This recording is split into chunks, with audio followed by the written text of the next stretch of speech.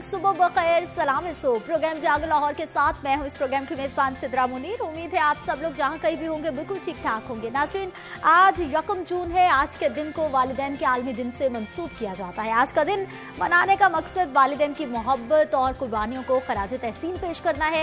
ये वालिदैन ही हैं जो औलाद के लिए अपनी खुशियाँ भी कुर्बान कर देते हैं। तो आप भी आज के दिन अपने वालिदैन के पास बैठे और उनसे मोहब्बत का इजहार करें और उनके सामने उनकी मोहब्बत का, कुर्बानियों का एतराफ़ भी करें और फिर इसको अपनी आदत बना लें। हर रोज़ उनके पास बैठे कुछ अपनी सुनाएं और बहुत सारी उनकी भी सुने। मैं भी आज जो कुछ हूँ सब कामयाबियाँ मेरे वालिदैन की यकीनी तौर पर दुआओं की बदौलत है, अम्मी की मोहब्बत और साथ ही साथ बाबा की सपोर्ट और दोस्ताना रवैये की वजह से है। आई लव यू अम्मी बाबा, मैं भी आपको ज़रूर कहना चाहूँगी और मैंने आगाज़ कर दिया है।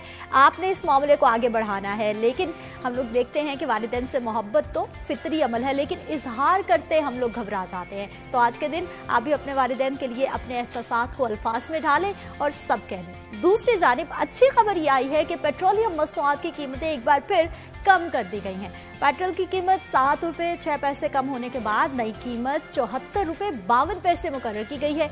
दीगर मसनूआत की कीमतें भी कम हो गई हैं। जबकि एक और बात की जाए तो इंसानी ज़िंदगी की बुनियादी ज़रूरत आटे की कीमतें बढ़ा दी गई हैं। फ्लोर मिल्स मालिकान ने आटे की कीमत में इजाफा किया तो तनूर मालिकान भी रोटी की कीमतें बढ़ाने मैदान में आ गए हैं। उनकी जानिब से 5 जून तक का गवर्नमेंट को आटे की कीमतें कम करवाने की डेडलाइन दी गई है। पेट्रोल की कीमत कम, लेकिन फिर भी महंगाई का तूफान बरपा है। इस मामले पर प्रोग्राम में हम डिटेल डिस्कशन भी करेंगे। आगे बढ़ेंगे। कुछ ग़ज़ा और ग़ज़ाइयत पे आज हमने बात करनी है जी चेरीज़ के हवाले से, जो कि आजकल मार्केट में बआसानी दस्तयाब हैं, सीज़न भी है और कितने फ़ायदे हैं इसके, क्या क्या ग़ज़ाइयत हैं, बात करेंगे। हमारे साथ मौजूद हैं जोहा सुहेल, माहिर ग़ज़ाइयात। जोहा, सबसे पहले हमें चेरीज़ के फ़वाइद के हवाले से और ग़ज़ाइयत के हवाले से बता दीजिए। अच्छा सिद्रा, चेरीज़ के बारे में जब हम बात करते हैं तो चेरीज़ के बारे में सबसे इंपॉर्टेंट चीज़ उसके कलर में आ जाती है। आपने देखा होगा चेरीज़ का कलर रेड कलर का होता है। रेड कलर का चेरीज़ का जो रंग है वो एंथोसाइनिन्स की वजह से होता है। एंथोसाइनिन्स हमें प्लांट से, पौधों से मिलने वाला एक ऐसा पिगमेंट है जो हमारी कुव्वत मुदाफ़ियत को, इम्यूनिटी को बढ़ाता है। जिस तरह से कोरोना वायरस बहुत ज़्यादा फैल रहा है, पेंडेमिक बन चुका है, तो इस वक्त हम सबका एक गोल है कि हमारी जो कुव्वत मुदाफ़ियत है, हमारी इम्यूनिटी बिल्कुल स्ट्रॉन्ग रहे। तो इस टाइम पर अगर हम चेरीज़ का इस्तेमाल करते हैं, जैसे कि अल्लाह ताला ने मौसमी फल इसको बनाया है और ये एक स्पेसिफिक टाइम पर हमारे पास आया है जिस टाइम पर हमें इसकी बहुत ज़्यादा ज़रूरत है, तो अगर हम इसका इस्तेमाल करते हैं तो हमारी कुव्वत मुदाफ़ियत को बढ़ाएगा और इस पेंडेमिक से हमें महफूज करके रखेगा।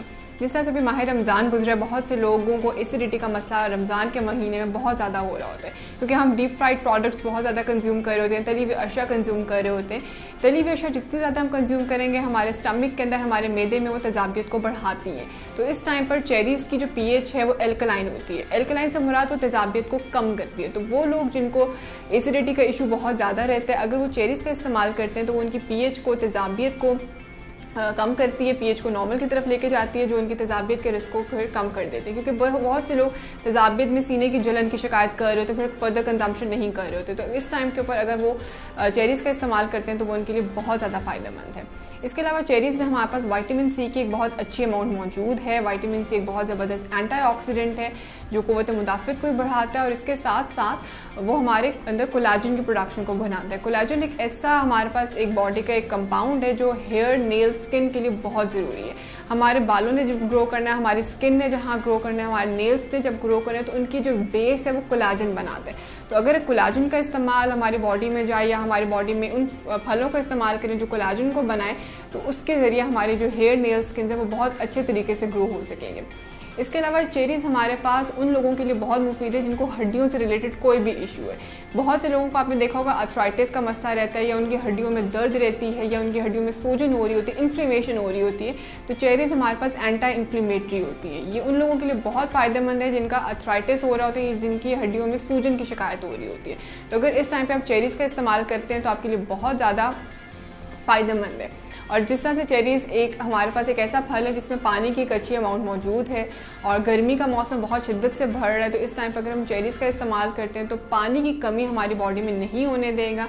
बहुत से लोगों को में डिहाइड्रेशन हो रही होती है, जिस वजह से उनके अंदर नमकियात की कमी की वजह से वो फिर कोई काम नहीं कर पा रहे होते। तो अगर चेरीज़ का इस्तेमाल करेंगे तो पानी की कमी बॉडी में नहीं होगी और बॉडी उनकी हेल्दी वे में चल सकेगी। इसके अलावा चेरीज़ में हमारे पास पोटेशियम बहुत अच्छी अमाउंट में मौजूद है। पोटेशियम एक ऐसा मिनरल है जो हमारी बॉडी में ब्लड प्रेशर को नॉर्मल रेगुलेट करता है। बहुत से लोग जो हाइपरटेंसिव होते हैं, जिनका ब्लड प्रेशर बहुत ज़्यादा होता है, अगर वो चेरीज़ का इस्तेमाल करेंगे तो इसके अंदर पोटेशियम मौजूद है जो उनके ब्लड प्रेशर को रेगुलेट करते हैं। और गर्मी के मौसम में बहुत ज़्यादा हमें प्यास फील हो रही होती है, जिससे हम पानी बहुत ज़्यादा कंज्यूम कर लेते हैं। इवन बहुत से लोग अपनी रिक्वायरमेंट से ज़्यादा पानी कंज्यूम कर रहे होते हैं। तो पोटेशियम जो है वो प्यास की शिद्दत को भी रोकता है और बॉडी में डिहाइड्रेशन भी नहीं होने देता। तो वो लोग जिनको बहुत ज़्यादा प्यास लग रही होती है और उसकी वजह से वो बहुत ज़्यादा मशरूबात पी रहे होते हैं, ठंडे मशरूबात ले रहे होते हैं, चाय कॉफ़ी का इस्तेमाल बहुत ज़्यादा कर रहे होते हैं, उनकी सेहत के लिए वैसे भी मुज़र होता है। तो इस टाइम पर अगर चेरीज़ का इस्तेमाल करेंगे तो पोटेशियम उनकी बॉडी के अंदर डिहाइड्रेशन भी नहीं होने देगा और पानी की कमी को भी रोकेगा और प्यास की शिद्दत को भी बढ़ने नहीं देगा।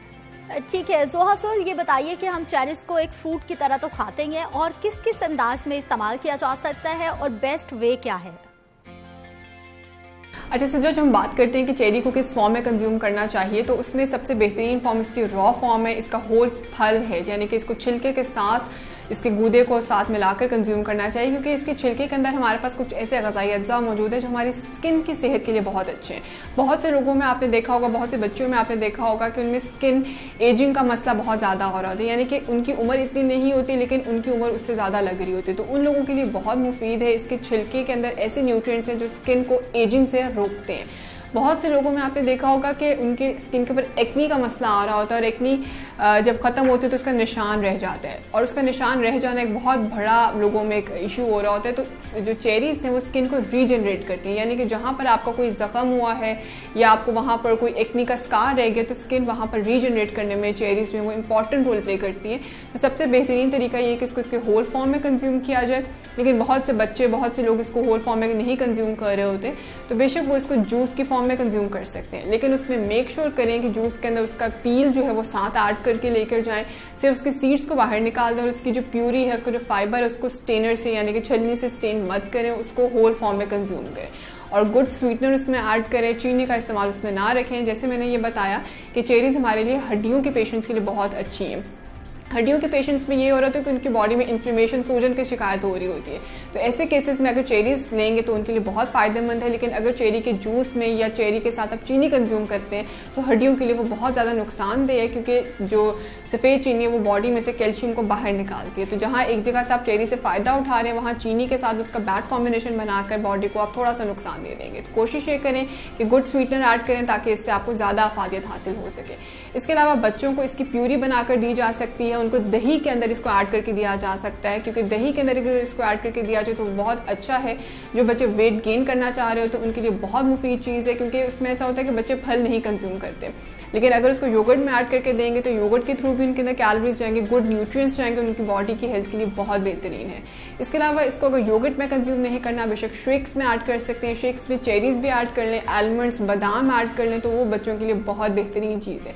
लेकिन स्वीटनर का आपने बहुत ख्याल रखते हैं कि बेहतर कोशिश तो ये करें कि बच्चों को मीठे की आदत ना डाली जाए, और अगर आप बचपन में उनकी मीठे की आदत को ख़त्म कर देंगे तो फर्दर एज के अंदर उनकी आदत बिल्कुल पक्की हो जाएगी और वो परमानेंटली मीठे को अवॉइड करेंगे। तो सबसे पहले तो इसकी अगर आपने मिल्क के अंदर ऐड करना है या योगर्ट के अंदर ऐड करना है या आपने कोई जूस का बनाना है तो कोशिश ये करें कि टाइप ऑफ स्वीटनर के ऊपर ज़रूर फोकस करें। इसके अलावा इसको डिफरेंट सैलड्स के साथ भी ऐड ऑन करके कंज्यूम किया जा सकता है, क्योंकि जितने भी नेचुरल फल अल्लाह ताला ने हमें दिए हैं, अगर हम उनके साथ चेरीज़ को कंज्यूम करते हैं, जिससे फ्रूट चाट्स लोग कंज्यूम कर रहे होते हैं, तो उसमें इसकी जो एब्जॉर्प्शन है वो ख़राब नहीं होगी, इसकी जो न्यूट्रिएंट्स है उनके ऊपर असर नहीं होगा। लेकिन इसको पकाने से, इसको कुक करने से, इसको गर्माहट देने से इसको थोड़ा परहेज़ करें, क्योंकि इसके अंदर विटामिन सी मौजूद है और ऐसे न्यूट्रिएंट्स मौजूद है जो पानी वाले हैं, यानी कि अगर आप इसको बॉयल करेंगे तो पानी वाले न्यूट्रिएंट्स ख़त्म हो जाएंगे, अगर आप इसको हीट देंगे तो वो विटामिन सी को डिस्ट्रॉय करेगा। तो इसको बेहतर तो ये कि होल फॉर्म में कंज्यूम करें या इसकी प्यूरी बनाकर कंज्यूम कर लें, जिसमें आप होल फ्रूट को कंज्यूम कर सकें। ठीक है सोहा, इस्तेमाल तो आपने बता दिया है, अब हमें ये भी बता दीजिए कि हर रोज़ की बुनियाद पर या फिर हफ्ते में कितनी बार चेरीज़ का इस्तेमाल किया जा सकता है और क्वांटिटी कितनी होनी चाहिए? अच्छा सिद्रा, जब हम मिकदार के बारे में बात करते हैं तो चेरीज जो 12 चेरीज है हमारे पास वो एक सर्विंग होती है। एक सर्विंग से मुराद वो फल है जो हमें एक वक्त में 60 कैलोरीज दे देते हैं। जिस तरह से एक एप्पल जो है वो 60 कैलोरीज देता है, उसी तरह से 12 चेरीज हमें 60 कैलोरीज देती है जो उसकी एक सर्विंग है। अब उसमें एक दिन में कितनी मिकदार कंज्यूम करनी है वो टोटली डिपेंड करता है कि जो इंसान ले रहा है उसकी बॉडी की कंडीशन किस तरह की है। जिस तरह से पोटेशियम की मिकदार बहुत ज़्यादा हमारे पास आ जाती है तो ये उन पेशेंट्स के लिए बहुत अच्छी चीज़ है जिनको ब्लड प्रेशर का मसला रहता है। तो ब्लड प्रेशर के पेशेंट्स बेशक दिन में 2 दफ़ा 2 सर्विंग्स चेरी की कंज्यूम कर सकते हैं। 12 चेरीज वो सुबह मिड मॉर्निंग के फॉर्म में ले सकते हैं और 12 चेरीज वो शाम के वक्त भी ले सकते हैं। इसके अलावा चेरीज के अंदर फॉलिक एसिड हमारे पास बहुत ज़्यादा अमाउंट में आ जाता है। अब फॉलिक एसिड हमारे पास प्रेग्नेंट फीमेल्स के लिए बहुत बेहतरीन चीज़ है क्योंकि प्रेगनेंसी के अंदर बॉडी के अंदर न्यू सेल्स ने बनना होता है और फॉलिक एसिड उसमें एक इंपॉर्टेंट रोल प्ले कर रहा होता है। तो फॉलिक एसिड अगर चेरीज के फॉर्म में अगर लेते हैं तो और उसकी मिकदार अगर आप दिन में 2 दफ़ा ले लेते हैं या इवन 2 से थोड़ा ज़्यादा दफ़ा भी ले लेते हैं, 3 सर्विंग्स भी ले लेते हैं तो वो प्रेगनेंसी के दौरान बहुत फ़ायदेमंद है। फॉलिक एसिड हमारे पास उन पेशेंट्स के लिए बहुत मुफीद चीज़ है जिनकी बॉडी में होमोसिस्टीन के लेवल ज़्यादा हो रहे होते हैं। होमोसिस्टीन एक ऐसा अमाइनो एसिड है हमारे पास जो हमारी वेसल्स को टाइट कर रहा होता है और जब वेसल्स आपकी टाइट हो जाएंगे तो ब्लड प्रेशर बढ़ेगा क्योंकि जब आपके खून की शरीयाने का डायमीटर कम होना शुरू हो जाएगा तो खून बहुत तेज़ी के साथ फ्लो करेगा जो ब्लड प्रेशर को बढ़ाएगा। तो कोशिश ये करें कि जिन लोगों के फॉलिक एसिड होमोसिस्टीन के लेवल ज़्यादा आ रहे हैं वो अगर फॉलिक एसिड को चेरीज़ के थ्रू कंज्यूम करते हैं तो उनके लिए बहुत ज़्यादा फ़ायदेमंद है। इसके अलावा डायबिटीज़ के पेशेंट्स बिल्कुल चेरीज़ का इस्तेमाल कर सकते हैं क्योंकि इसका ग्लाइसेमिक इंडेक्स यानी कि शुगर बढ़ाने वाली जो इसकी कुव्वत है वो कम होती है। तो डायबिटिक पेशेंट्स इसको सुबह 10-11 बजे या शाम 4 से 5 बजे भी कंज्यूम कर सकते हैं, लेकिन इंपॉर्टेंट ये कि अपने जो मॉलेज है कंसल्टेंट है उसकी हिदायत के अकॉर्डिंग कंज्यूम करें ताकि शुगर के अंदर स्पाइक ना आ सके। इसके अलावा ये उन पेशेंट्स के लिए बहुत मुफीद है जिनको सोने में दिक्कत होती है, जिनको इंसोमिया का मसला रहता है, जिनको रात को नींद नहीं आती, जो स्लीपिंग पिल्स लेके सोते हैं क्योंकि ये हमारी बॉडी में एक हार्मोन बनाने में इंपॉर्टेंट रोल प्ले करती है जो स्लीप हार्मोन है जिसको मेलाटोनिन कहते हैं। तो जब आप लोगों को अगर सोने का इशू है तो सोने से पहले अगर आप 12 चेरीज कंज्यूम कर लेते हैं तो आपके लिए बहुत फ़ायदेमंद चीज़ है। स्लीपिंग पिल्स जो लोग लेते हैं अगर वो चेरीज का इस्तेमाल करते हैं तो नेचुरल वे में ये स्लीप को इंड्यूस करेगा, उनके स्लीप साइकिल को भी रेगुलेट करेगा। बहुत शुक्रिया जोहा सोहेल, आप हमारे साथ मौजूद रही और चेरीज के फवायद के हवाले से हमें बता रही थी। इम्यून सिस्टम के लिए बहुत अच्छी है। अगर आपको नींद नहीं आती सोने से पहले 12 चेरीज खा लें, अच्छे से नींद भी आ जाएगी, डायबिटीज़ से आपको बचा लेगी और इसके साथ साथ जो है वो आपको बॉडी को डिहाइड्रेट नहीं होने देगी क्योंकि चेरीज में एक अच्छी मिकदार में पानी भी मौजूद है। मजीद भी हमने इस पर बात करनी है। जोहा सोहेल हमारे साथ ही मौजूद थी और हमें अपडेट करी थी कि किस तरह से चेरीज के इस्तेमाल से हम अपनी सेहत को बेहतर बना सकते हैं। यहाँ पर वक्त एक शॉर्ट ब्रेक का, हमारे साथ रहिए।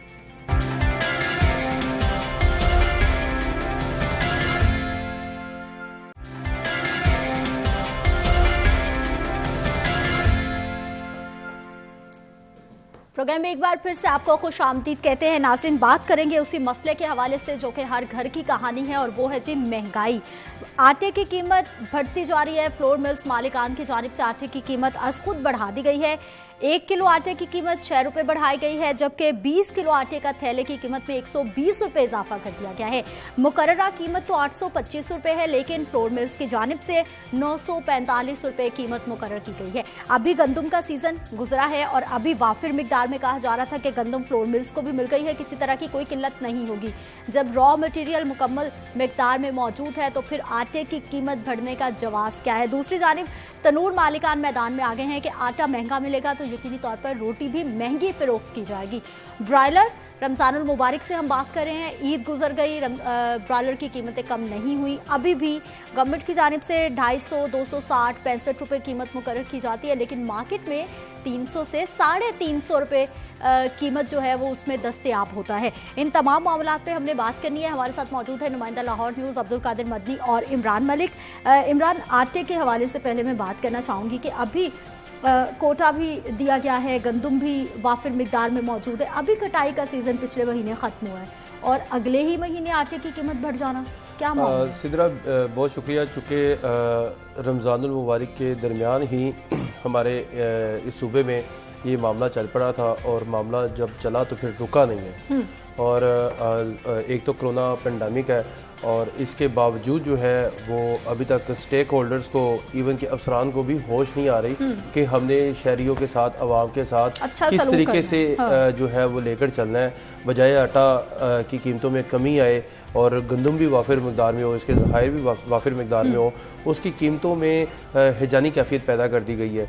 चूँकि 18 अप्रैल का दिन मुझे याद है कि 18 अप्रैल और 19 अप्रैल को जो है वो फ्लोर मिल एसोसिएशन की तरफ से एक हल्की सी छोटी जो है वो टोकन जो है वो हड़ताल की गई, फ्लोर मिल्स जो है वो बंद कर दी गई कि अगर हमें गंदम जो है, और उनकी दो शराइत और थी कि नकलो हमल गंदम की जो है वहाँ पे भी जो है वो हमारे साथ ज़्यादती हो रही है, हमारी गाड़ियों को रोका जा रहा है, और इसके साथ साथ लाइसेंस होने के बावजूद, कोटा होने के बावजूद जो है हमारे जो जितने भी गंदम के जो फ्लोर मिल्स हैं जहाँ पे स्टॉक होता है 2 दिन का 3 दिन का, वहाँ पे भी ज़िले इंतज़ामिया की तरफ से पूरे सूबे में छापे मारे जा रहे हैं। अब इनकी पहली दो शराइत तो पूरी कर दी गई, उसी वक्त की तमाम जितने भी सूबे के इजला थे, डिविजनल जो कमिश्नर थे, उनको कह दिया गया कि जी आपने फ्लोर मिल के अंदर नहीं जाना, आपने इनके छापे नहीं मारने, और नकलो हमल पर भी पाबंदी ख़त्म कर दी गई। मगर तीसरी जो शर्त थी आटे की कीमतों में जो इजाफे के हवाले से, वो ये शर्त ये नहीं थी, वो ये थी कि इनका ये कहना था कि ओपन मार्केट में जो गंदम की कीमत है वो हमें जो सरकारी रेट है उसके मुताबिक नहीं मिल रही मंडियों में। यानी कि सूबे की 9 डिवीजन मंडियां जो हैं, जहाँ पे मंडी बाउद्दीन भी है, साहिवाल भी है, काड़ा भी है, गुजरावाला भी है, गुजरात, या जहाँ जहाँ पे भी आड़ती बैठते हैं। तो जितनी भी ये फ्लोर मिल्स की जानिब से, ज़िला इंतजामिया की जानिब से ये तमाम, जब भी आटा बहरान या फिर आटे की कीमतें बढ़ती हैं तो ये तमाम कहानियाँ ये सामने आती हैं, लेकिन आम आदमी को इन तमाम कहानियों से कोई गर्ज नहीं है। उसको ये पता है कि गंदम भी मौजूद है, हमारे वुज़रा, हमारे वज़ीर खुराक, उन तमाम की जानिब से दावे किए गए हैं कि आटे की कीमत नहीं बढ़ेगी और आटा दस्तयाब होगा, और अभी 1 महीना भी नहीं गुजरा और ये मामला शुरू हो गए। असल में होता ये है कि जब भी जिस तरह इमरान मलिक साहब बता रहे थे कि कटाई होती है, तो कटाई के बाद जो है वो गंदम की कीमतें हमेशा लोएस्ट लेवल पे होती हैं, लेकिन ये पहली दफ़ा इस तरह हुआ है कि गंदम की कीमतें जो हैं वो जो गल्ला मंडियां हैं लाहौर की या पंजाब के दीगर अजला की, वहाँ पे जो आटे की जो गंदम की कीमत है वो 1600 रुपये फ़ी मन या फ़ी 40 किलोग्राम है। अब जब फ्लोर मिल्स मालकान की जानिब से आटे की कीमतों में इजाफा किया गया है, तो इस आटे की कीमत में इजाफे के बाद जो है वो अब नान भाइयों ने भी जो है वो सर उठा लिया कि जी हम भी तनूर पे जो है वो रोटी और नान की कीमत में इजाफा करेंगे। और ये इजाफा जो है मामूली इजाफा नहीं है, 6 रुपये पर केजी फ़ी किलो का जो है वो इजाफा है। ये पहले आटा जो फ्लोर मिल का आटा था वो 40 रुपये 25 पैसे में फ़ी किलो दस्तयाब था, अब ये 46 रुपये 25 पैसे फ़ी किलो में दस्तयाब होगा शहरियों को। और इसके साथ साथ ये है कि आटे की ना सिर्फ कीमत बढ़ी है, बल्कि आटा भी मार्केट में जो है वो अब शार्ट होना शुरू हो चुका हुआ है, जो मिल्स का आटा है। जो चक्की मालकान है, चक्की मालकान की जानिब से ये मौक़िफ़ इख्तियार किया जा रहा है कि गंदम की कीमतें अगर 1600 तक रहेंगी तो हम जो है वो 62 रुपये फ़ी किलो देते रहेंगे, लेकिन अगर जैसे ही कीमतों में इजाफा होगा हम भी जो है इसमें इजाफा कर देंगे। महंगाई का जो है वो अब जो अल्टीमेटली जो इस महंगाई जो असरअंदाज होती है वो एक आम सारिफ के ऊपर होती है। फ्लोर मिल मालकान जो है वो एक अपना मौक़िफ़ लेके चल रहे हैं जी कि हमें जो है वो गंदम महंगी मिल रही है, इसीलिए हम जो है वो महंगी गंदम खरीद के सस्ता आटा नहीं फरोख्त कर सकते। जो महकमा खुराक है उनकी जानिब से ये कहा जा रहा है कि आटे की कीमतों में इजाफा नहीं होने दिया जाएगा, गंदम का स्टॉक वाफर मौजूद है। अभी हमें ज्वाइन किया जी डॉक्टर सलमान शाह साहब हमारे साथ मौजूद है, मुशीर बराए मौशी अमूर है, आप वज़ीर आला पंजाब के। सर प्रोग्राम में आपको खुश आमदीद कहते हैं। सलमान साहब बताइएगा, आज 1 जून है, बजट का महीना है। गुज़िश्ता सालों में हम लोग देखते हैं कि बजट तो आता है लेकिन आवाम की कमर टूट जाती है, महंगाई हो जाती है, बहुत सारे टैक्सेस लग जाते हैं, लेकिन इस साल हालात बहुत ज़्यादा मुख्तलिफ हैं। आवाम हुकूमत की तरफ देख रही है कि शायद इस बार बजट आएगा तो बहुत बड़ा रिलीफ मिलने वाला है, चीज़ें महंगी नहीं होंगी। क्या बजट की प्लानिंग है? क्या इस बार कोई आवाम को रिलीफ मिलेगा बजट में?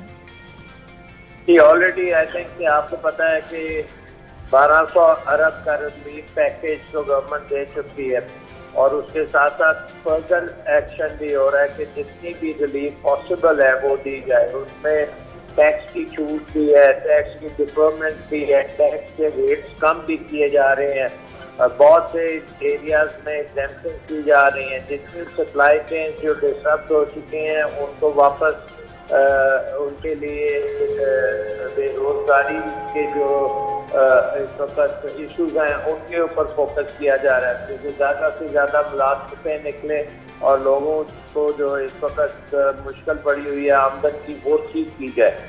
तो आई थिंक इस वक्त हुकूमत का पूरा फोकस है कि अवाम की आमदन जो है वो बढ़ाई जाए, उसको सपोर्ट किया जाए ताकि इस मुश्किल वक्त में उनकी सेहत का भी इलाज हो सके और उनकी रोजगार का भी इलाज हो। सलमान साहब, अगर स्पेशली हम सूबा पंजाब की बात करें तो कोरोना ने अब तक कितना मुतासिर किया है मुआशी तौर पर, और आने वाला कितना वक्त दरकार होगा, कितना वक्त लगेगा हमें दोबारा से मुआशी तौर पर स्टेबल होने के लिए? आपके सामने है कि जो हमारे शहरों की इकॉनमी है वो बड़ी हद तक मफलूज हुई है। पिछले 2 माह में आपने देखा कि मार्केट्स बंद थी, हर किस्म की होलसेल मार्केट बंद थी और कारखाने बंद थे। डेली वेजेस जो थे वो उनके लिए कोई मुलाजमतें नहीं थी। बहुत सी जगहों पे लोगों को बेरोजगार भी किया गया।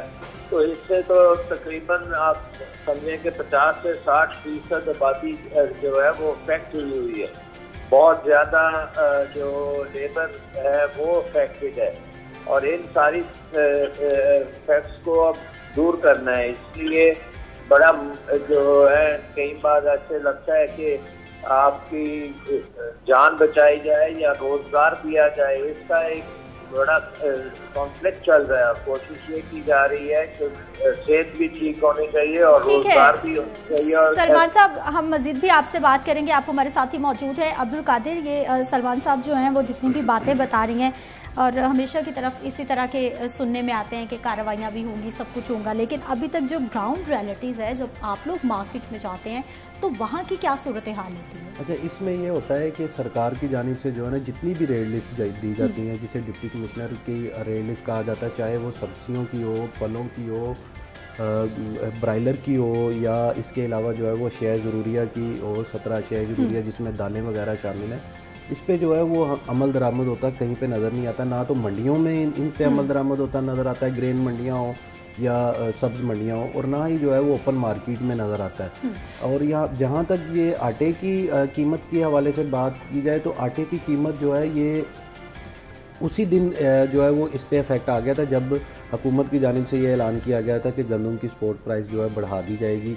और उसके बाद ये हुआ कि ओपन मार्केट में जो है वो हर एक ने जो है वो गंदम ज़ख़ीरा करने की या स्टॉक करने की कोशिश की, जिसकी वजह से वो एक मसनूई किल्लत पैदा हुई और कीमत। सलमान साहब, आपसे सर मैं बात करना चाहूँगी, ये जैसा कि अब्दुल कादिर भी बता रहे हैं, चिकन की कीमतें हैं आउट ऑफ कंट्रोल हैं, आटा महंगा हो चुका है, फ्रूट्स को गरीब आदमी हाथ तक नहीं लगा सकता, फ्रूट्स इतने महंगे हैं। सरकारी निर्देशनामे जारी तो होते हैं लेकिन इम्प्लीमेंटेशन नहीं होती। बिल्कुल, आई थिंक इसमें बड़ा जरूरी है कि जो हुकूमत के अदारे हैं और जो ट्रेडर्स की एसोसिएशन है पर्टिकुलरली, इनको भी बीच में आना पड़ेगा, क्योंकि ये सिचुएशन कोई ऑर्डनरी सिचुएशन नहीं है। इसमें सप्लाई की डिसरप्शन हुई है और जब सप्लाई की डिसरप्शन होती है तो मार्केट में वो चीज़ें जो हैं यहाँ तो वो पूरी मिक़दार में आती नहीं है, यहाँ लोग उससे इजारादारी करते हैं और ये चीज़ें जो हैं इसका शॉर्ट टर्म में ये डेफिनेटली इम्पैक्ट्स आते हैं। लेकिन गवर्नमेंट जो है इसके ऊपर जितने भी आप देख रहे हैं पूरी तरीके से इसके ऊपर क्रैक डाउन किया जा रहा है और जो इस किस्म की होर्डिंग करता है उसको पकड़ा भी जा रहा है। तो आई थिंक कि ये इंशाल्लाह बड़ी जल्दी इसके हल हो जाएंगे और प्राइस नॉर्मल होगी। उसका शर्त ये है कि सप्लाई जो है वो मार्केट में फ्रीली आए। अब पोल्ट्री की भी जो बात आपने देखी है कि पोल्ट्री ये कोरोना की वजह से सैकड़ों जो थे पोल्ट्री के जो जहाँ पे ये हैचरी थे उनमें तबाही हुई। उन्होंने वो जो चूजे थे उनको तलब करना पड़ा और बहुत सी चीज़ें, क्योंकि शादियाँ बंद हो गई हैं, फंक्शंस बंद हो गए, तो बहुत सी जो सप्लाई ठीक, सलमान साहब ने वही, इमरान मलिक आपसे बात करना चाहूंगी कि सलमान साहब ने फिर वही बात कर दी है सप्लाई और डिमांड में गैप आने की वजह से। जब भी ये मामला आता है मेरे जहन में एक बहुत बड़ा क्वेश्चन मार्क आता है कि अगर सप्लाई और डिमांड में गैप आता है फिर पूरी मार्केट की हर छोटी बड़ी दुकान, हर बड़े से बड़े और हर छोटे से छोटे स्टोर पर वो चीज़ अवेलेबल नहीं होनी चाहिए, तो पता चलेगा कि सप्लाई में गैप आ गया है। इक्का दुक्का जगहों पे मौजूद हो, बाकी ना हो, लेकिन पूरी मार्केट में हर जगह पर वाफिर मिकदार में आटा भी मौजूद है, चिकन भी मौजूद है। फिर ये सप्लाई डिमांड का कैसा गैप? देखिए इस तरह मैं तो सलमान साहब की बातें सुनकर थोड़ा सा हैरान भी हो रहा हूँ, क्योंकि जब सलमान साहब सीट पर नहीं थे तो इनकी इकोनॉमिकल जो है गुफ्तगू में सुनने में मजा भी आता था, मगर आज सलमान साहब की तरफ से तिफल तसलियाँ नजर आ रही हैं। सर माजरत के साथ बिलीव करें कि आम आदमी, एक तो कोरोना पेंडेमिक है और एक पकड़ दकड़ शुरू हुई है, मार्केटें बंद है, घरों में पैसे नहीं है, बेरोजगारी फैली हुई है, दूसरा कंट्रोल नहीं है गवर्नमेंट का। मैं खुद ईद वाले दिन से लेकर 3 दिन ड्यूटी करता रहा हूँ, मैं खुद आपके वजीर सनत के साथ जाकर छापे मारता रहा हूँ, मगर है कोई बंदा जो मुर्गी का गोश्त कम करवा सके? अभी तक नहीं कम हो सका। है कोई बंदा जो आटे की कीमतों में कमी ला सके? कोई नहीं ला सका। है कोई बंदा जो सब्जियों फलों की कीमतों में कमी ला सके?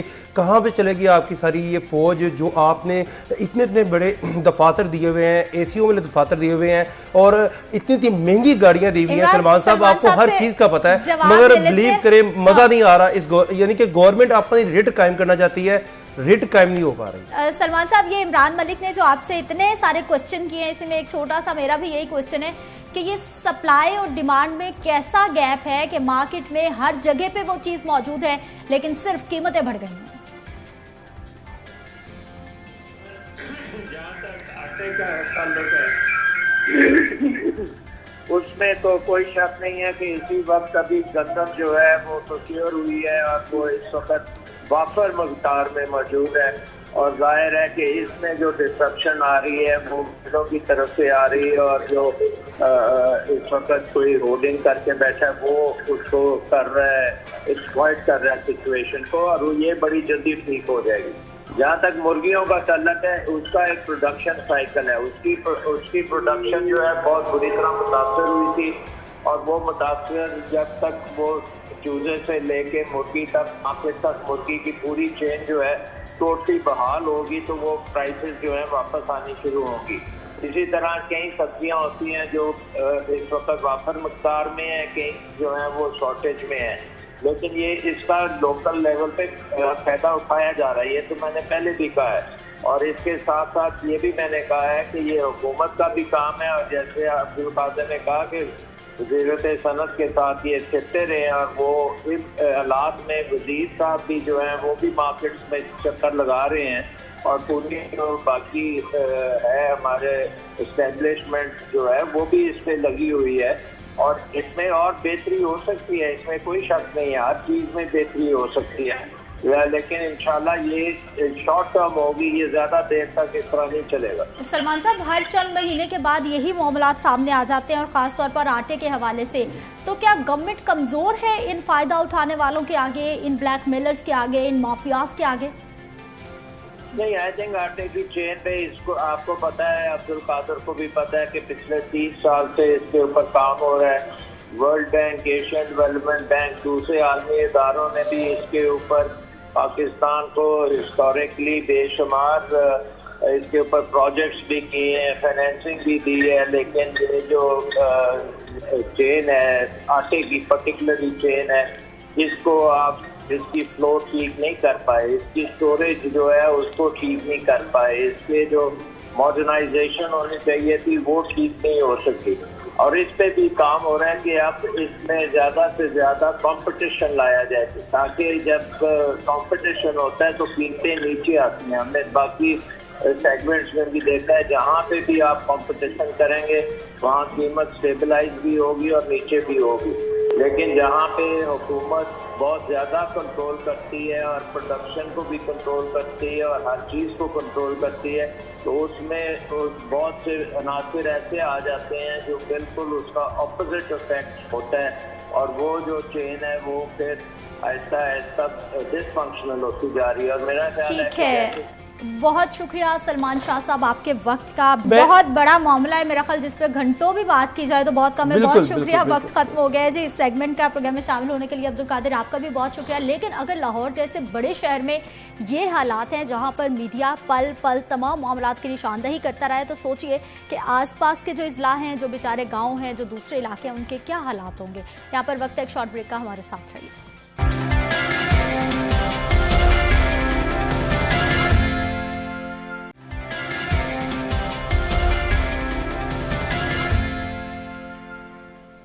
प्रोग्राम में एक बार फिर से आपको खुशामदीद कहते हैं नाज़रीन। आज के प्रोग्राम के आगाज पे हमने बताया था आपको कि आज दुनिया भर की तरह पाकिस्तान में भी वालिदैन का आलमी दिन मनाया जा रहा है, और इस दिन को मनाने का मकसद अपने वालिदैन से इज़हार मोहब्बत भी करना है, और इसके साथ साथ उनकी कुर्बानियों को, उनकी मोहब्बत का एतराफ़ करना, उनको खराज तहसीन पेश करना है।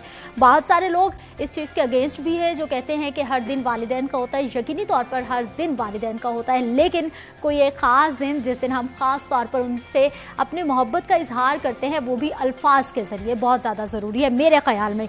इसी पे आज हमने बात करनी है कि हमारी सोसाइटी में बहुत सारी माशरती बुराइयां हैं, और उन्हीं माशरती बुराइयों की जड़ हमारे रवैये भी हैं, जो कि समटाइम्स हम अपने पेरेंट्स के साथ भी अपना लेते हैं कि एक वालिदैन, माँ और बाप 10 बच्चों की किफ़ालत करते हैं, खुद अपना पेट काटते हैं, लेकिन उनको खुशियाँ देते हैं, लेकिन जब वो माँ बाप बूढ़े हो जाते हैं तो वो 10 बच्चे अपने 2 माँ बाप को नहीं संभाल पाते।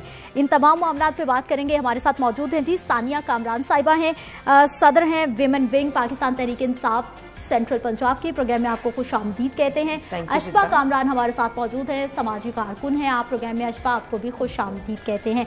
सानिया, सबसे पहले अपने वालिदैन के लिए कोई पैगाम, यहीं से आगाज करना है। Sidra, thank you so much, आपने इतना अच्छा मौका दिया, और हमेशा हम लोग मदर्स डे और फादर्स डे सेपरेटली सेलिब्रेट करते हैं। This is the first time कि किसी चैनल पे आके ऑन एयर मुझे मौका मिल रहा है कि मैं अपने पेरेंट्स से कुछ कह सकूँ। तो सिर्फ यही कहना चाहूँगी कि आज मैं जो कुछ भी हूँ, जैसी भी हूँ, एक अच्छी मुसलमान हूँ कि नहीं हूँ, मतलब जो कुछ भी मैं हूँ ना, इट्स बिकॉज ऑफ यू माँ बाप।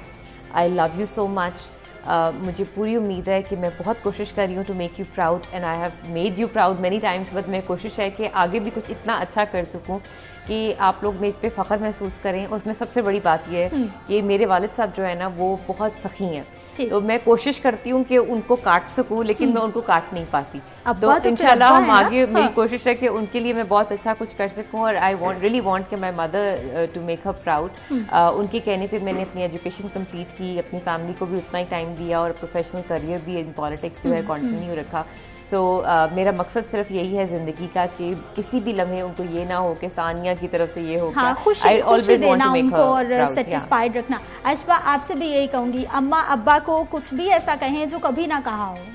आई थिंक मेरे वालिदैन अब हमारे साथ नहीं है, चले अल्लाह पाक उनकी मग़फ़िरत लेकिन फरमाए। मेरा ख्याल है कि वो हमेशा हमारे साथ रहते हैं। ये एक हमेशा से फीलिंग है कि वो हैं, और यही वो फीलिंग है कि वो हमारी तरबियत शायद ऐसी है कि वो उन्होंने कभी उन्होंने अपने से दूर नहीं रखा। तो अभी भी ना उनकी जो एब्सेंस है वो हमें फील नहीं हो रही, उनकी प्रेजेंस फील हो रही है। तो यही मेरे ख्याल में वालिदैन की तरबियत है कि वो ना भी हो पास, तो उनकी हमेशा साथ रहते हैं और हमेशा मोहब्बत करते रहते हैं। तरबियत की जब हम बात करते हैं तो एक फैमिली जो इंस्टीट्यूशन होता है उसमें माँ बाप का दोनों का किरदार होता है। यूजुअली हम माँ को ज़्यादा दे देते हैं, या फाइनेंशियल बर्डन जो है फादर पे ज़्यादा दे देते हैं।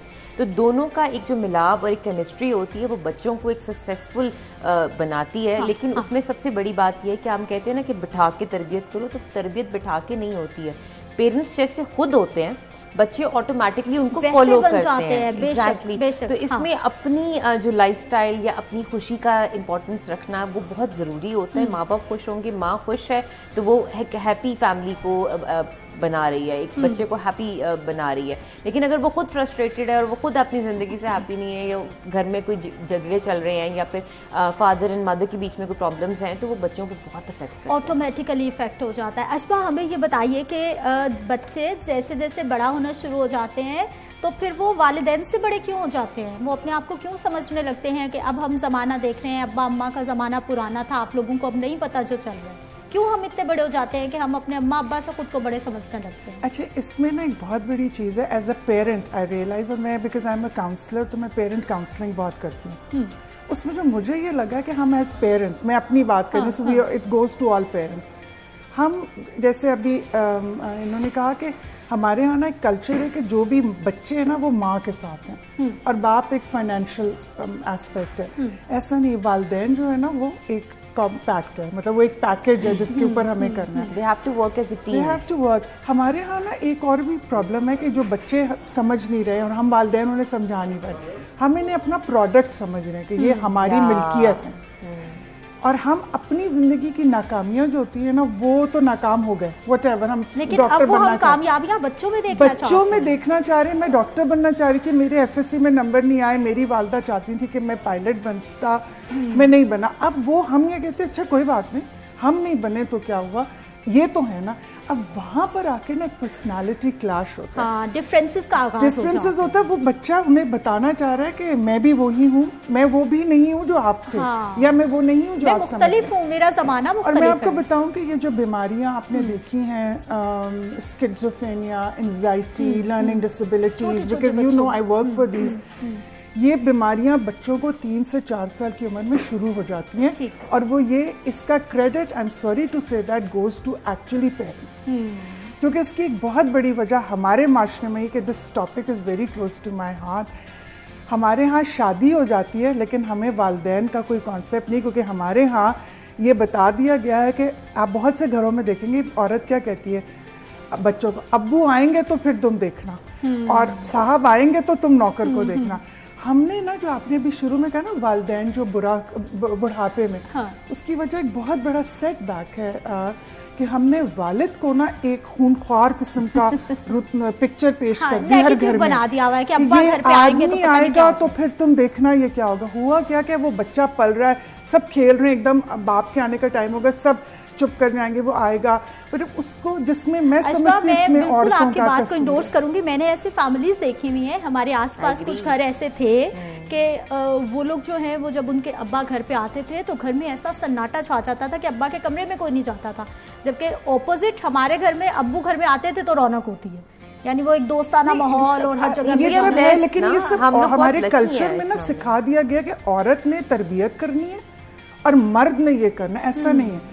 हस्बैंड एंड वाइफ एक और रिश्ता है, वो जब माँ बाप में आएंगे ना तो उनकी एक और और यही मैं देख रही हूँ कि जब ये ओल्ड होम्स की आप बात कर रहे हैं, पाकिस्तान में भी अभी आहिस्ता आहिस्ता शुरू है, उसकी वजह यह कि वो लोनलीनेस हो गई है। जब वो एल्डरली पेरेंट्स हो रहे हैं, हमने वो कनेक्टिविटी अपने बच्चों से नहीं रखी, गैप आ गया है। जो लोग कनेक्टेड थे ना उन्होंने अपने बच्चों को करने दिया, अपॉर्चुनिटी दी। उसने कहा मैं नहीं डॉक्टर बनना चाहता, उन्होंने कहा क्या बनना चाहता, उसने कहा होगा कि मैं आर्टिस्ट बनना चाह रहा हूँ, उन्होंने दिए। जिन वालिदैन ने अपने बच्चों को अपने बच्चों की तरह पाला उनकी कनेक्टिविटी देखें बहुत है, लेकिन जिन्होंने उन्हें प्रोडक्ट करके पाला कि नहीं मेरा बेटा उसका बच्चा फला यूनिवर्सिटी में गया, तुमने भी जाना है, हाँ। वो हो सकता है उसका मूड ना। अच्छा सानिया, ये जो अशफा मामला बता रही हैं, ये जरूरी नहीं है कि हमारे कुछ ऐसे पेरेंट्स जो कि बहुत पढ़े लिखे हैं उनके यहाँ हो या फिर जो लोग पढ़े लिखे नहीं हैं उनके यहाँ हो। ये एक ऐसा माइंडसेट हो चुका है कि सोसाइटी के हर सेगमेंट में मौजूद है।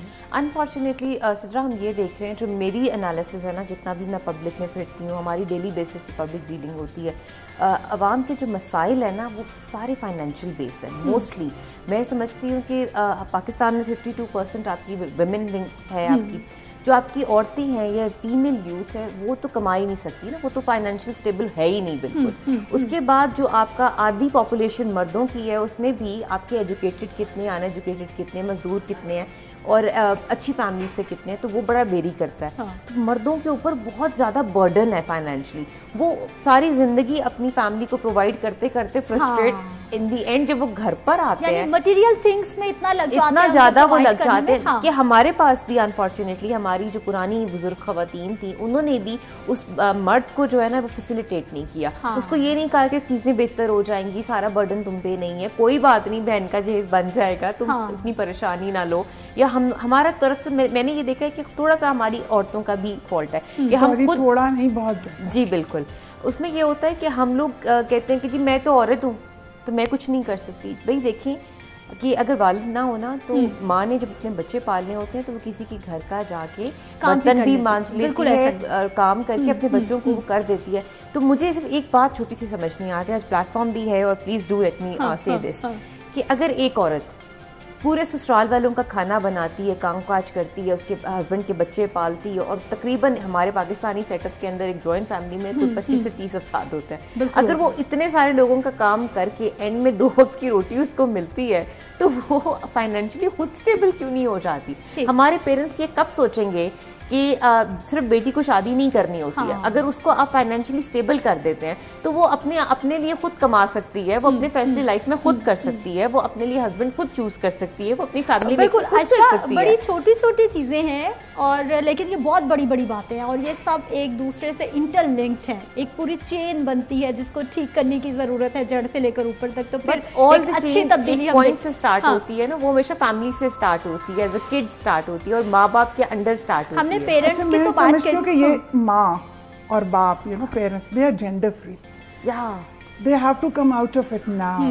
ठीक है, अब मेरे बच्चे, अगर मैं माँ हूँ, माँ कौन है? जिसने एक बेटे और एक बेटी, एक मर्द और औरत को जना है और उसको पाला है, तो ये उसकी सोच उसमें आ रही है। अगर मेरी ही ये सोच है कि मर्द सख्त है, मर्द ऐसा है, तो मैं वही सोच अपनी बेटी को वो सोच दे रही हूँ कि देखिए हमारे मुल्क में, I am sorry to say that, शादी एक इकोनॉमिक्स है और इकोनॉमिक्स सिखाने वाली वो औरत है। हाँ। बेटी को कह रही है कि तुमने खामन से पैसे लेने और ये मेरी बेटी को इस शख्स ने खुश रखना है। हाँ। लेकिन वही बेटा उस बेटे को बता रही है कि जिसकी बेटी आ रही है उसको तुमने बहू को इतने पैसे नहीं देने। अब देखिए सिखाने वाली कौन है? सो मैं आपको एक बात बताऊं, as a women now, as a mother, माँ एक जेंडर फ्री है, उसका कोई जेंडर नहीं है। माँ और बाप जो होते हैं ना, जैसे आपने बहुत सही कहा कि वही औरत जब खामंद होता है तो रिलैक्स्ड होती है। हाँ। अल्लाह ना करे जिनके ऊपर पड़ती है तो उसके अंदर एक, मेरे ख्याल है, इतना ज्यादा वो अल्लाह ताला ने औरत में वो मर्द की भी क्वालिटीज आ रही है कि वो मर्द की तरह। अशबा मैं वापस जो है ना, हम दोबारा से पेरेंट्स पे आते हैं और आपने कहा कि पेरेंट्स को बच्चों की तरबियत से पहले खुद उनकी भी थोड़ी ग्रूमिंग, थोड़ी तरबियत जब भी शादी होती है उसके बाद हो जानी चाहिए कि किस तरह से डील करना है मामलात को।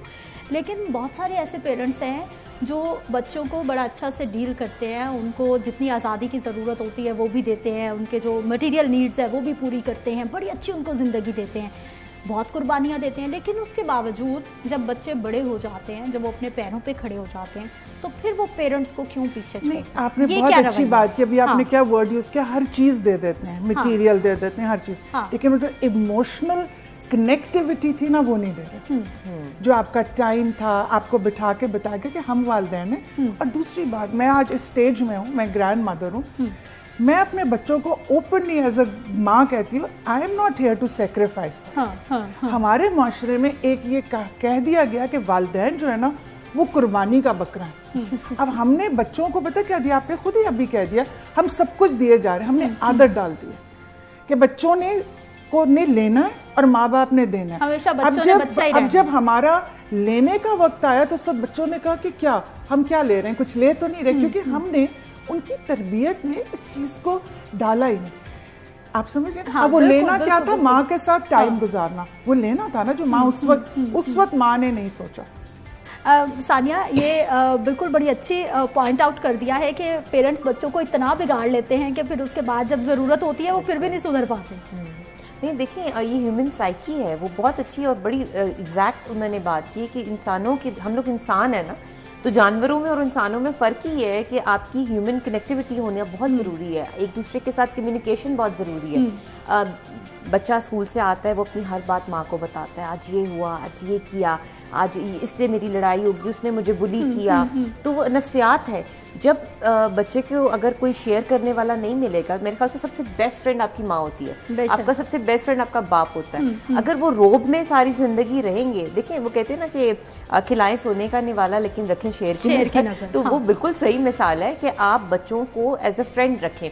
बल्कि मेरे घर में कहा जाता है कि बच्चा जब छोटा होता है 1 से 5 साल का, तो उसको शहजादों की तरह पालें। ठीक है, उसके बाद जब वो 5 से 10 साल का होता है ना, तो उस पर शेर की नजर रखें। ठीक है, और उसके बाद जब वो 15 से और आगे चलता है तो उसके दोस्त बन जाए।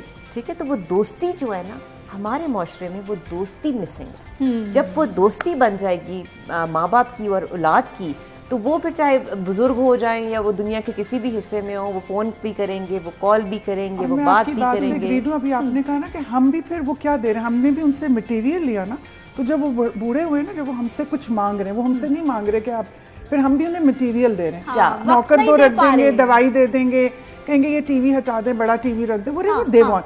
सो हम भी इन रिवर्स या इन रिटर्न उन्हें मटेरियल ही दे रहे हैं। अब वो वक्त है जब वालिदैन, अब मैं खुद क्योंकि ग्रैंड मदर हूँ, तो कभी कभी आई रियलाइज कि नहीं, when I am with my grand children, तो मुझे लगता है कि नहीं, ये वो चीज़ें थी जो हमारे पेरेंट्स ने हमें नहीं बताई, but this is the time. देखिए, there is not an end to it, हम बदल सकते हैं, लेकिन मैं सिर्फ आपके शो में एक बात ये कहूँगी कि ये एक औरत का काम है, ठीक, एक माँ, और माँ औरत नहीं होती, ठीक है, माँ इज जेंडर, माँ में बाप और माँ की, और जो हमारे माशरे में एक बहुत है, आप ये देखें, जो ये डोमेस्टिक वायलेंस है, सब चीज़ें हो रही हैं आपके सामने, आप बहुत से शोज भी किए आपने, आप लोग बात भी कर रहे हैं, हम एक बात नहीं सोच रहे कर रहे कि एक औरत ही इसकी जिम्मेदार है, क्योंकि वो एक माँ है, जो माँ है ना, वो ही एक बेटे और मर्द और औरत को पैदा करती है, उन्हीं की सोच बदली। सो सोच किसकी बदलनी है? उस माँ की, वो औरत है। तो मेरा सिर्फ ये ख्याल है कि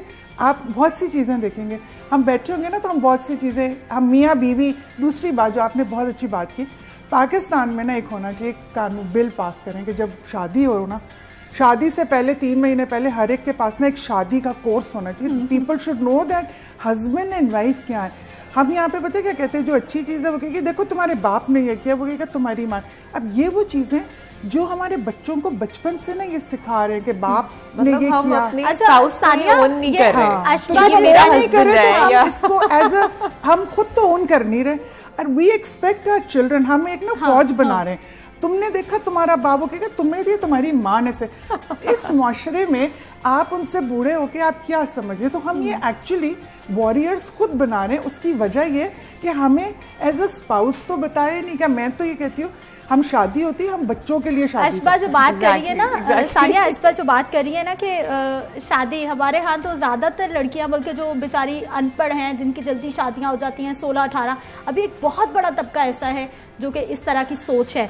उनको तो बस यही होता है कि शादी होनी है, अच्छे अच्छे जेवरात मिल जाएंगे, अच्छे अच्छे कपड़े मिल जाएंगे, बच्चों को भी इतनी अवेयरनेस नहीं है। पढ़े लिखे लोगों में भी वही बात कर रही हूँ कि ये सिर्फ ऐसा नहीं है कि अनपढ़ लोगों में, ये पढ़े लिखे लोगों में भी यही मामला। नहीं देखिए, सबसे पहले बिल्कुल हमारे यहाँ शादी इज अ लेजर, बिकॉज जिस तरह होता है ना, साल में एक त्योहार है ईद का, तो अभी कोरोना है लेकिन लोगों ने शॉपिंग करनी है। ईद तो एक दफा ही आनी है, जैसे दोबारा ईद कभी आनी नहीं है, या पुराना जोड़ा आप दोबारा ईद पे पहन नहीं सकते। जो हालात हमने देखे, ऐसे लग रहा था कि कोरोना से तो नहीं, लेकिन शॉपिंग नहीं की तो कुछ हो जाएगा। तो बहरहाल वो बात फिर वो हम घुमा के वहीं आती है कि माँ का दर्जा जो है ना, अल्लाह ताला ने भी बुलंद इसलिए रखा कि 3 दफ़ा माँ है तो 1 दफ़ा बाप है, क्योंकि माँ की जिम्मेदारियाँ ज़्यादा हैं। जिस तरह वो, बल्कि वो स्कॉलर हैं तो वो टीच भी करती हैं और काउंसलर भी हैं, तो उनको भी पता है कि माँ को बार बार एम्फसाइज इसीलिए कहा जाता है कि she is the Pioneer.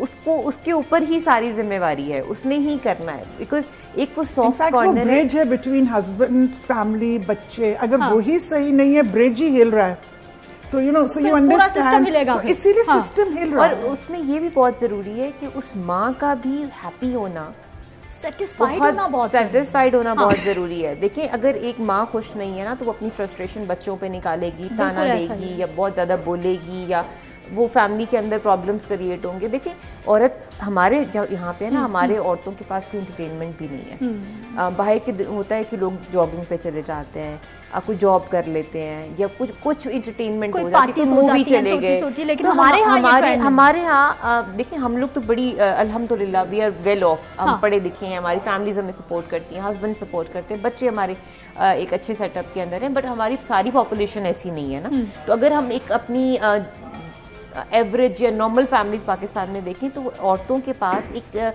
Luxury नहीं है टू एंटरटेन देमसेल्व्स, या उनके पास एक फ्रीडम नहीं है। उनके पास सबसे बेस्ट चीज क्या है कि एक सेपरेट कमरा है उनके पास, ठीक है, जहाँ वो सो सकते हैं। या फिर बहुत बड़ी बात है तो फिर वो सेपरेट घर है, एक घर है, बिल्कुल एग्जैक्टली। वो भी बहुत कम लोगों के पास ये लेविश है। अशबा, ये बताइए कि हम लोग वेस्टर्न कल्चर्स को फॉलो करते हैं, लेकिन हम ये भूल जाते हैं कि हमारी नॉर्म्स, हमारी वैल्यूज, हमारा सोशो इकोनॉमिक जो स्टेटस है, जो कल्चर है, वो क्या है। ओल्ड एज होम्स हमारे यहाँ कॉन्सेप्ट नहीं था, हमने बाहर से लिया, लेकिन जब बाहर वालों को देखा जाए तो वो बेशक बूढ़े अफराद वहाँ पर रहते हैं, उनको बड़ा अच्छा सा सहूलतें मिलती हैं, फैसिलिटेट किया जाता है किसी न किसी तौर पर। लेकिन हमारे ओल्ड एज होम्स को देखें तो वो बिल्कुल ही, यानी सिर्फ उनका कॉन्सेप्ट चुरा लिया है, बाकी इंग्रेडिएंट्स का ख्याल ही नहीं रखा। इसके पीछे देखिए कि ये ओल्ड होम्स हैं क्या, वो उनका कल्चर नहीं है, वो उनकी चीज है। आपने क्या किया, फिर वही पेरेंट्स, हम वही वालिदैन है जिन्होंने ये किया, उनकी चीजें देख ली। मैं सिर्फ वालिदैन, जैसे आपने कहा ना वालिदैन आगे जाके क्यों उनके साथ ये हो रहा है, वो तो उनका एक कल्चर है। आप अकेले रह रहे हो, जैसे आपने सही कहा कि वहाँ पे लिबर्टीज हैं। एक औरत खामन के साथ नहीं रहना चाह रही, वो ये नहीं कि वो डिवोर्स्ड है, वो अलग अलग इंडिपेंडेंटली काम करें। No one is dependent on each other. हमारे यहाँ क्या प्रॉब्लम हुआ, हमने भीड़ चाल में वालिदैन है ना, हमने अपनी कमजोरियों को अपने बच्चों पे नाफिज करने के लिए, आपका बच्चा बाहर गया, मैंने भी कहा कि क्योंकि ये नहीं देख रहे कि मेरा, आपने से कहा हमारी नॉर्म्स कल्चर क्या है, उनका बच्चा क्योंकि बाहर गया, उनका बच्चा भी जाएगा, हमारा। अब उस वक्त हमने भेज दिया, अब वो बच्चा है ना आपकी ख्वाहिश के मुताबिक चला गया, अब वो वहाँ सेटल हो गया। अब आप जाए, अब आप 60 साल के हुए, आपने कहा नहीं मैं तो बीमार हूँ, वापस आ गया, वो इंसान है। सो इसका क्या मतलब है कि अगर आप कुरान को भी देखें तो अल्लाह ताला ने भी कहा है कि शहूरन, कि हमने तुम्हें बेटे दिए जो आंखों की ठंडक है। हाँ, बिल्कुल। और कितनी बड़ी चीज है कि ये तुम्हें हमने औलाद दी है, तुम प्लान आउट करो ना उसको कि कुछ तुम्हारे पास है, कुछ देंगे, जाना है सबको। लेकिन ओल्ड होम्स का कॉन्सेप्ट अभी तक मैं आपको बताऊं फ्रैंकली पाकिस्तान में है नहीं।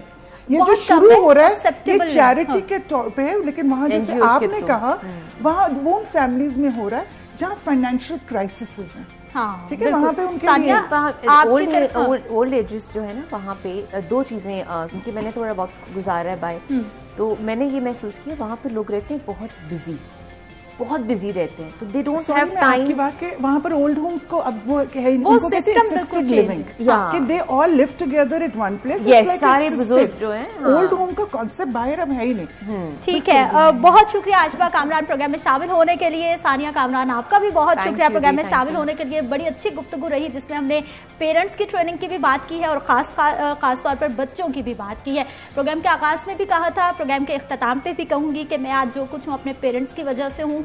अक्सर हम इजहार नहीं करते, लेकिन अम्मा अब्बा I love you so much. जो कुछ हूँ मैं आप लोगों की वजह से हूँ, आप लोगों की सपोर्ट सिस्टम की वजह से हूँ।